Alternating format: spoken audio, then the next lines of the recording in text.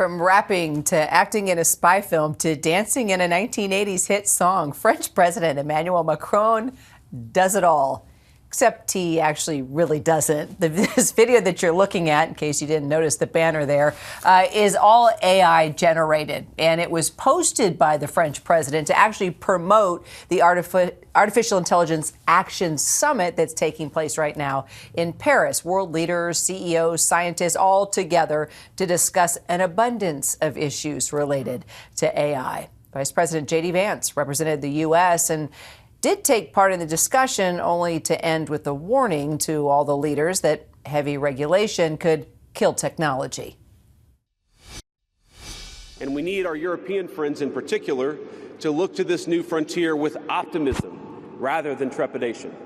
However, the Trump administration is troubled by reports that some foreign governments are considering tightening the screws on U.S. tech companies with international footprints. Now, America cannot and will not accept that, and we think it's a terrible mistake, not just for the United States of America, but for your own countries. Foreign correspondent Tom Soufi-Burridge joining me now from Paris. So, Tom, J.D. Vance not even staying around to hear a response, and then the U.S. and U.K. actually refused to even sign an international declaration on AI. Why? And how do you see this unfolding? Yeah, I mean, we haven't had a statement from the Trump administration explaining, Kira, exactly why the U.S. did not sign the declaration. But I think we got a lot of clues from J.D. Vance's speech today. And that was his primary message, that he believes that the future of AI is less regulation, less red tape. And look, there is a clash here because Europe is, I think, more of a believer of regulating AI. And that was what the summit was largely about, and the end declaration signed by more than 60 countries, including the Chinese, the Japanese, the Australians, a lot of European nations as well. And that declaration effectively was setting out a kind of pathway forward for how you produce ethical AI, sustainable AI, fair AI. But J.D. Vance's message was pretty clear. I mean, he believes that if you regulate too much, you can curtail this massive growth industry at a critical time.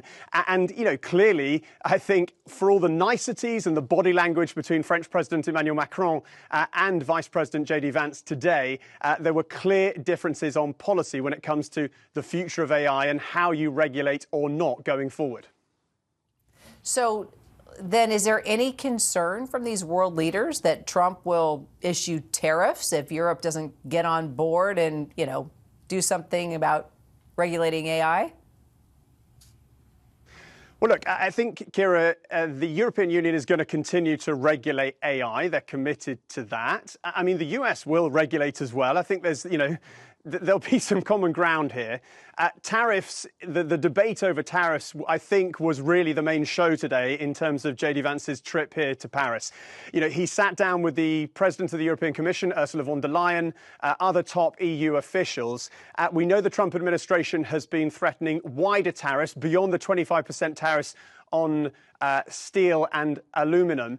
And, you know, the EU has said that they don't want tariffs and they're willing to respond.